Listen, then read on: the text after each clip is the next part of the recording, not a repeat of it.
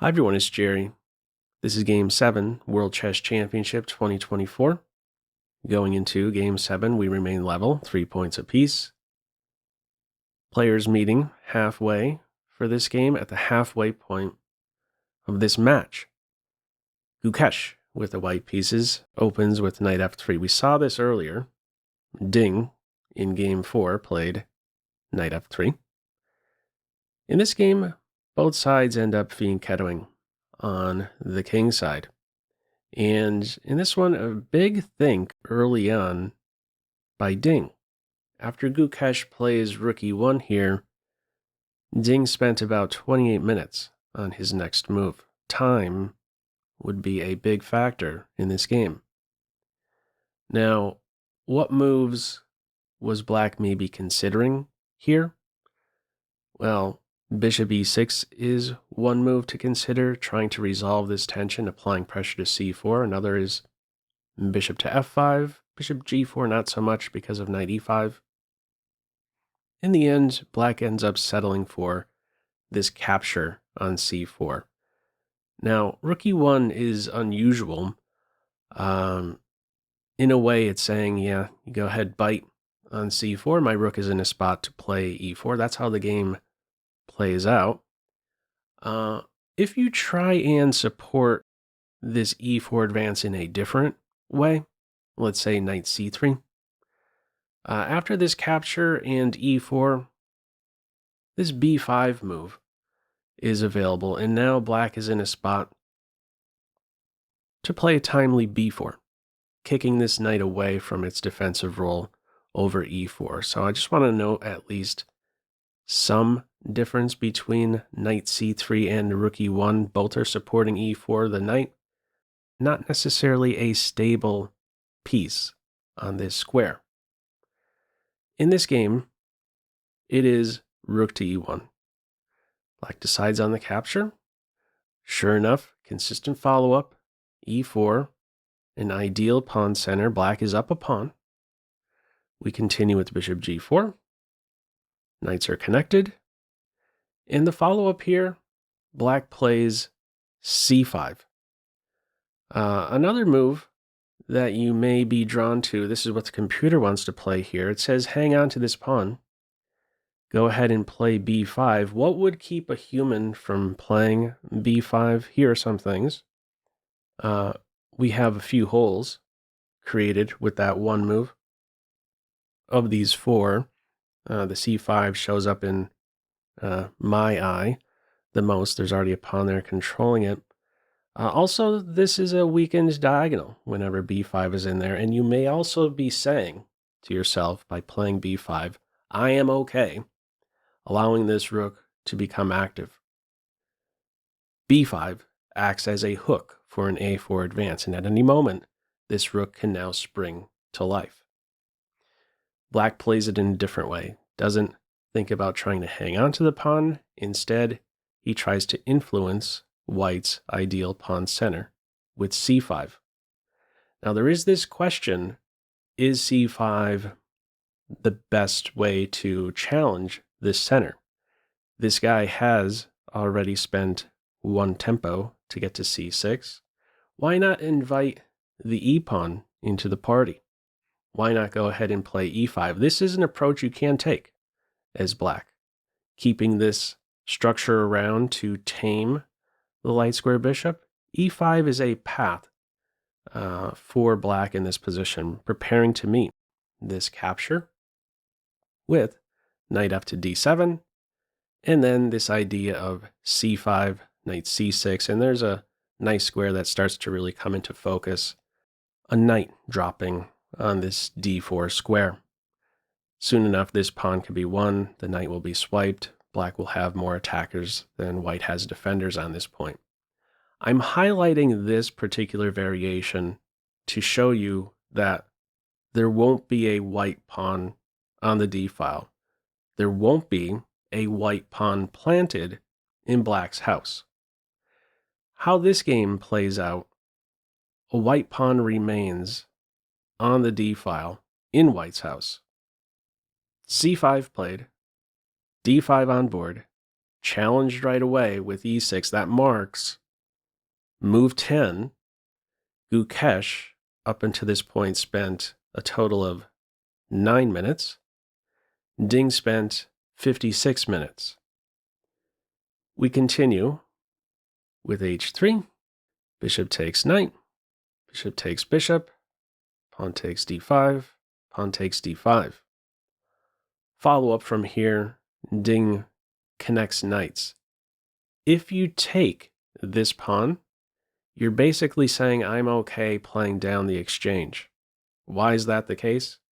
Well, let's look. If you take on d5 after knight takes c4, this unopposed light square bishop, the strength of the light square bishop, the pressure on the light squares will really be too much for black to handle. The knight is currently pinned. Another way to look at it, if it moves, b7 is going to fall, the rook will fall. And if you want to prevent that situation, if you want to prevent this pawn from falling, you would have to play bishop to d4. Pretty much only move here for black. But notice bishop d4 would allow bishop h6. And now what do you do? Best here is to develop the knight. If you move the rook, this queen is now an overloaded piece. 2 jobs, too many. Rook takes rook, queen takes rook, and the knight will fall. So you would have to play this, and there goes the exchange. Considered +1 here. Not a path for white. Not interested in playing a position where he is down the exchange, so he does not take on d5. He continues to develop. Knights connected, white regains the pawn. And now we do have a majority over here on the queen side. It is set into motion. In the process, this c6 square now becomes a hole. Important that black is first checking to see if white can quickly access that square. Can a knight get there in a blink? Be nice if you could go to a5 safely. Not the case here. So you have to hit the reverse button. Knight a3 it is. And from here, some defense over b5. Rooks are connected. Bishop f4. Rook e8. And from here, queen to d2 is played. Connecting rooks. Something to keep in mind here is that if white initiates this exchange, there is a reason to consider here the recapture with the knight. This guy is a passer, and this guy here, one of the black knights, would be a very good blockader of the pawn, normally considered the best blockading piece, a knight. It would eye up this perfect square on d6. White does not, in this case, initiate the exchange. Queen d2 it is. Black centralizes. This guy needs some work. He was out of bounds there. Knight f8. b4. Still working on getting this guy to a better square. Trying to carve out a square on either d4 or b4. Black takes this as an opportunity to create a connected passed pawn. White does have a square now on d4. First challenges the black queen. She goes to a6. She has an eye on both the a pawn and d pawn, playing a move like this. Watching out for this passer if it thinks about moving. We got that d6 square covered. This marks move 20. These last 2 moves here. Gukesh has about 57 minutes remaining. Ding has about 25 minutes remaining. Another 20 moves before you make time control and gain 30 minutes and have that 30-second increment kick in. Play continues with bishop d4. Very strong bishop, looking to be tamed here. Follow up rook takes rook. Rook takes rook. Queen takes a. Black back up a pawn. But now this rook swings back over. An important moment in the game. Ding plays queen to b3 here, targets the bishop. This is not considered best. This is where black now starts to fumble. Considered best here is c3. Very sharp move. What's going on with this? Well, the c4 square now opens up for the queen. She does run the risk of being trapped. This provides her a gap. If she's getting to c4, there's no catching her. She has plenty of options, some retreat squares along the c-file. What are some details kicking off after this c3 move? Well, for one, the simplest one to cover, you take my queen, I take yours, and I have a very dangerous passed d pawn, and this pawn is ready to be knocked out shortly thereafter. Also, if you take with the bishop, I can go to c4. Very active post. Again, no risk here of getting this black queen trapped. Another detail is if queen takes c3, so it'd have to be calculated really well here before playing c3. You have to anticipate this as one of the options. Black would have an only move here, and that is to counterpunch the white queen. Knight takes d5. We're not done yet. If bishop takes knight here, we're not recapturing right away because there's a problem on g7 that we must first resolve. So black would have to flick in yet another minor piece move to target the white queen. First, bishop takes on d4. And now after white recaptures on d4, we take the bishop. We're no longer playing as black here, worried about a passed d pawn. It's been tracked down with a variation like this.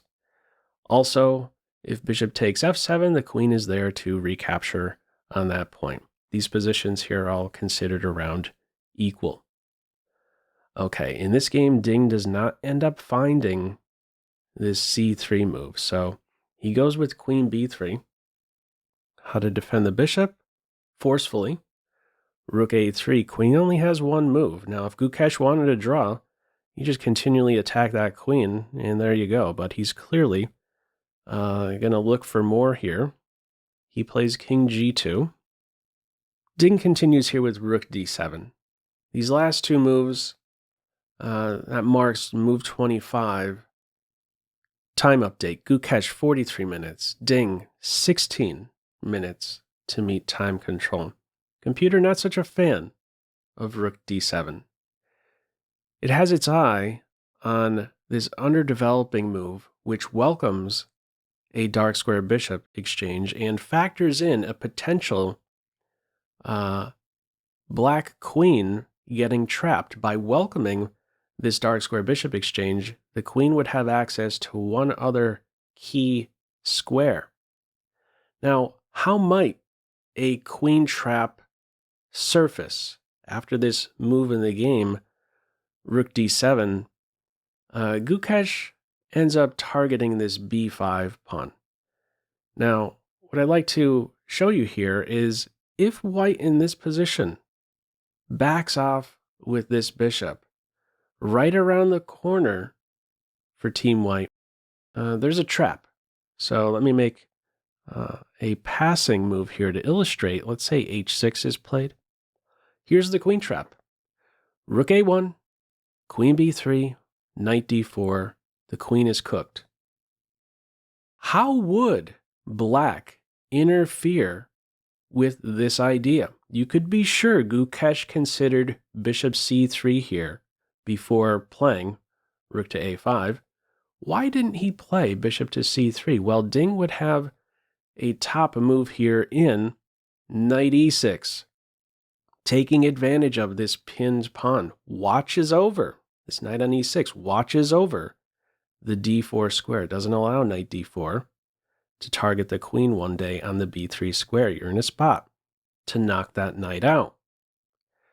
Okay, in this game, no bishop c3. It's rook to a5. We repeat moves a little bit here. I think both sides are welcome to that. You are now a step closer to meeting time control by repeating like this. And in the end, Gukesh goes for it. Ends up taking on b5. Queen slides over to d3, welcoming a queen exchange.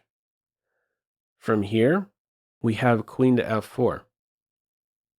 Top move in the computer's eyes is to withdraw the bishop. Why isn't the queen captured here?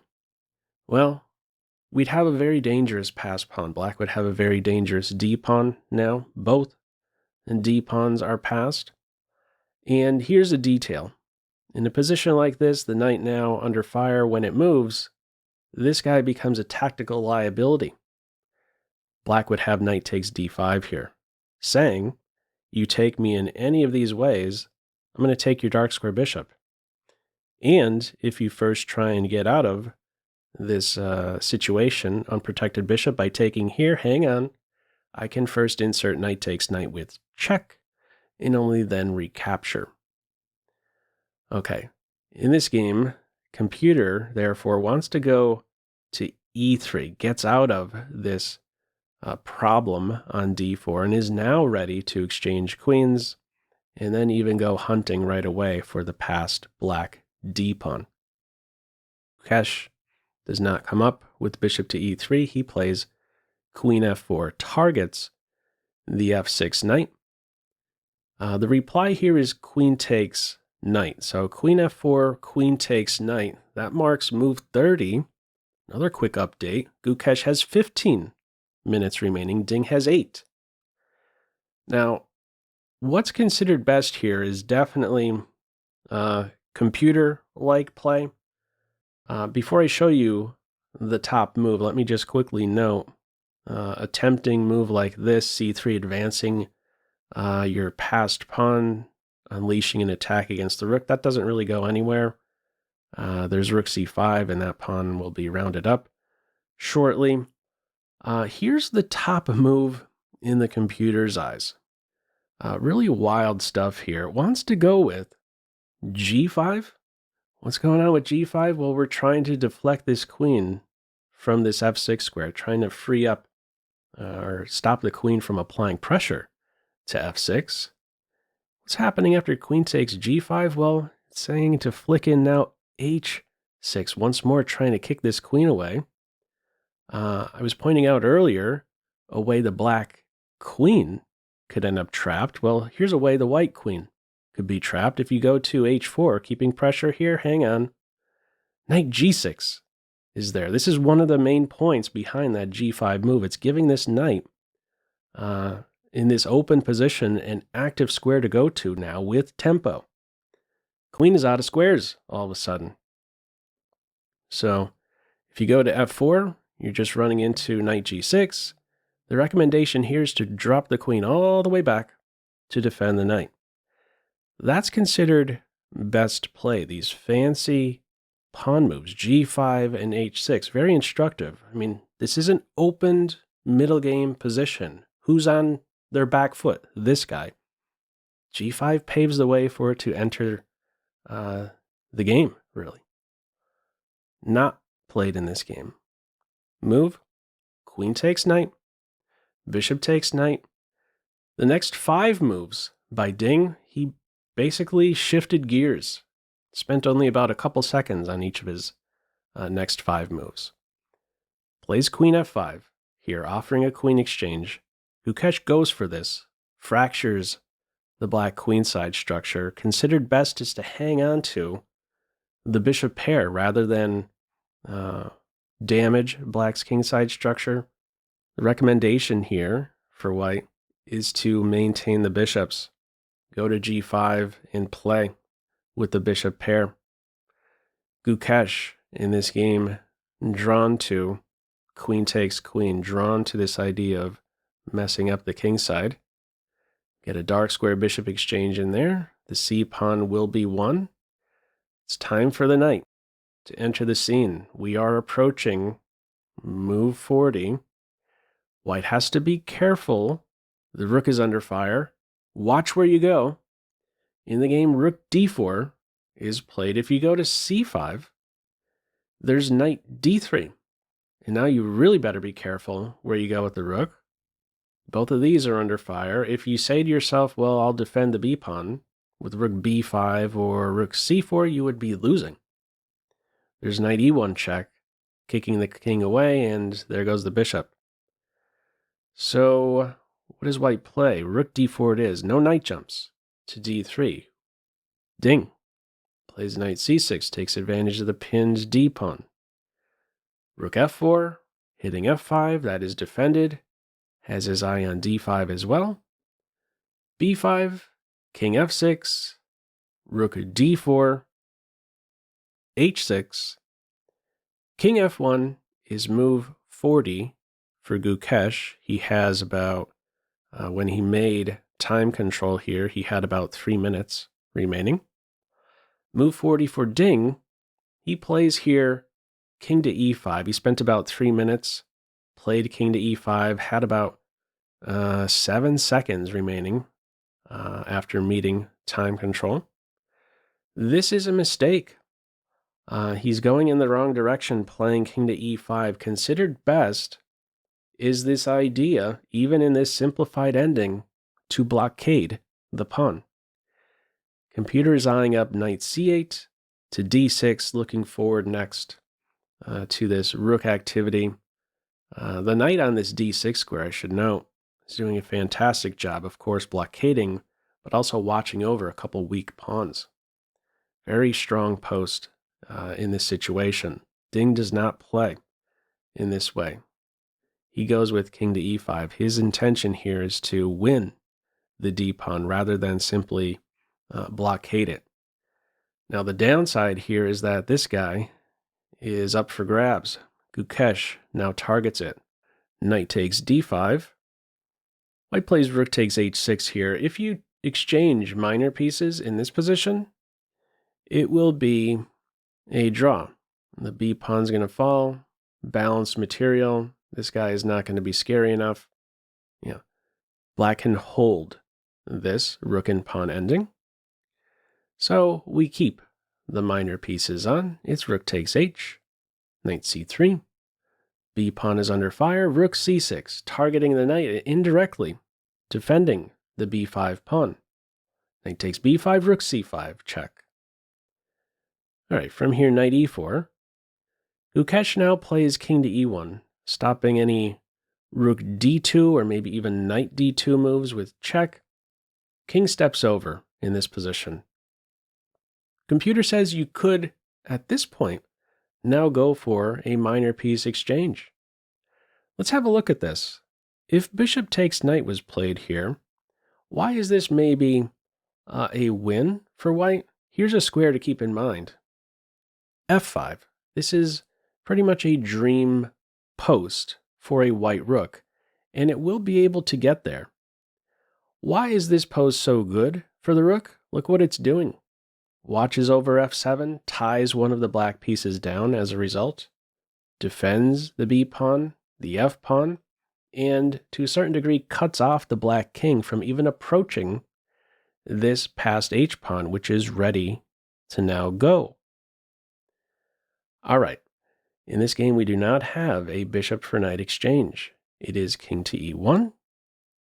Ding continues with f6. Computer not a fan of that move. I believe this move is played in part to duck an eventual fork on the 7th rank once this black rook looks to get active. What the computer wants to play here is rook d5 straight away, targeting the b pawn, pulling the bishop away to defend. This releases the pressure on the knight, and now it wants to go for this idea of rook d4, looking at this a file, looking to eventually give checks on ranks 1 and 2. Still likes white here. It would be, it's recommending pushing the passed pawn. If white goes for this idea to target the 7th rank pawns, rook a4 is very strong. If white wins one of the pawns, here you go, as an example, this rook activity, taking advantage of a pin, white defends the pinned piece, there goes the b pawn. This is considered equal, both sides now, with passed rook pawns. All right, Ding does not end up playing this rook d5 move. He goes with f6. From here, Gukesh plays h4. Computer more so drawn to pressure on the a-pawn, saying if you dare get active with your rook, I will take that pawn and have a second pass pawn around. It's h4 in this game. Another detail behind this, it does cut out maybe some knight g5 move in some situations. No longer there. It's rook d3. Bishop is under fire. It goes to d1 in this game. If you try the counterpunch, bishop e2, the rook has access to b3. And from there, a check, maybe another check on the second rank. It's bishop d1 here. Stops the rook from getting behind the b-pawn, stops the rook from getting to the first rank. Black's reply, he goes with f4. Difficult position here for black, I should note. f4 is an only move. If you try something else, let's say try to get this rook active, white could tame that rook, rook a6, saying I'm welcome to a rook exchange, and if you want to duck that rook exchange, I'll track down your a-pawn and then run with my b-pawn. A second pass pawn will be on board. So Ding's play here is with f4. This breaks down the g3 pawn. There are now 3 attackers on it. And once this pawn is no longer, this rook will have access to the back rank. Not in this direction. We got that covered as white with rook a6 resource. But rook h3 becomes an idea as soon as the g-pawn is no longer around. In the game, Gukesh captures on f4. Ding recaptures. That marks move 47. Quick update, Gukesh at that point, 10 minutes. Ding, 5 minutes. Keep in mind they still have the bonus time. They're gaining 30 seconds per move. But for the most part, from this point on, they're living off of the increment. Now, if we consider something else, something other than this capture, because on the surface, just optically here, doesn't look so appealing. Pawns are split, got isolated pawns. So let's say you try and keep them together with g4. Well, this is where rook h3 shows up, targeting the h-pawn. You want to save that guy? Hang on. You might just get mated. Look at that. These 3 squares now covered. White would find himself in an only move situation, not the dream. Yep, you would have to all of a sudden give up the bishop for a pawn. This is still considered a draw, but that's with very accurate play by white. Any other detail? Yes. In this position here, after this only move, f4, if bishop c2 is played, another only move required by black. If you move the rook to, let's say, d4 or a3, this is a better moment to now play g4 if black tries this rook getting over to h3. In this position, it's different with the bishop on c2. Instead of d1, there are these ideas to maybe hunt the knight one way or the other. What's the story in this position here if Gukesh played bishop c2 rather than this capture on f4? Here is the only move for Ding, and that is to take on g3 and give up this rook with the idea to now play g2, and this pawn will soon promote. No stopping that guy. Okay. In this game, Gukesh chops on f4, king takes, and after his next move, move 48, Gukesh is now all the way down to about a minute. So just a move ago, he had 10 minutes. He spent the rest of his time pretty much considering this bishop c2 move. What else was he considering? Well, rook c4. If rook c4 is played here, Very important moment for black. He would have to be accurate yet again. Rook h3 is pretty much the way to go here. If you try and get out of this pin or support the pinned piece, let's have a look at each. If you try f5 here, f3. The knight's going to be won. All right. And if you try to move the king, guess what? This knight could be captured, and then you wind up in this pin. These will be exchanged, and the h-pawn runs.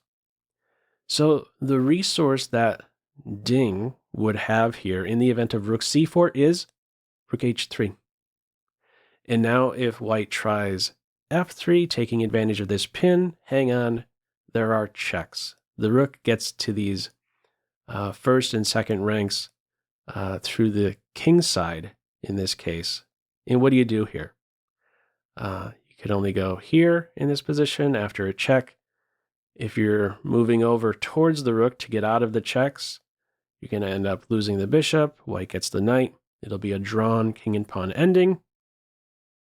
And if white tries for more after this check, let's say king d3, well, that's a game ender. Okay, some resourceful moves here for black. He would have to be very accurate in many, many cases. Bishop c2, move played in this game. Rook goes to d5, put pressure on something, watch over the passed h-pawn as well. Rook c4, f5, there's no f3 in this case. King takes, pawn is there. Rook b4, king f3, bishop check, king g2, and from here, rook b3. Follow up is rook to e5. If you capture this pawn here, that's going to sting. There's bishop f3, and goodbye to the rook. So it's rook to e5, setting up a discovered check with a knight move. In comes f4, no great discovered check here. Any knight move, we're taking the rook. Rook goes to the 7th rank. E-file is now covered. This guy, now under fire. This is the main focus at this stage, the most dangerous pawn, the passed pawn. It's advanced. Tracked down now with knight f6. There goes the h-pawn, there goes the f-pawn. There's now a new passed pawn on the scene. This is the next one to try and reel in. Knight g3. White stays trained on the passed pawn. This guy's up for grabs, though. Immediately under fire. Bishop a4 played here. If you try to cover in a different direction with bishop e2, you're asking for a pin. So, not the dream square, but at least stable on a4. Now we improve the king. We're just trying to track down that f-pawn in the end. Just some technique here to point out. In this position here, Ding plays knight to f7. This guy is just completely out of the ballgame. This guy's ready to be won. If you capture the b-pawn, this guy runs. You could sacrifice the knight for the pawn. In the computer's eyes, this is a draw, right? White will eventually get this pawn, though, and make black show the technique. Hold the draw. For a computer, no problem, but this is a situation you want to avoid as black. You don't want to have to hold king and rook versus bishop and rook game. So the way to do that is to simply, at this stage, blockade the pawn, save your knight, get it out of the line of fire, and next up, we simply win the pawn. The material at this stage is now balanced. The white king improves. At this point, we get a rook exchange in there, and this one, in the end, after quite the struggle, ends peacefully. No material left to deliver mate. We have a draw in this game 7, the longest game of this match, about a 5-hour and 20-minute encounter. There was a star piece in this game, and that is Ding's Queen Knight. This queen knight was quite the traveler in this game. This was its path in this game. It made a lot of moves. How many exactly? Well, from my count, 17 total moves, ended up dying on the b5 square. It was quite the workhorse in this game. A lot of only moves throughout here. Really, really interesting game, position-wise, clock-wise. Fantastic match, in my opinion, so far. Really interesting to watch this one. What are your thoughts here? What'd you think of this one? Feel free, as usual, to leave any feedback to this video in the comment section below. I hope you enjoyed it and maybe took a thing or two away. That's all for now. Take care. Bye.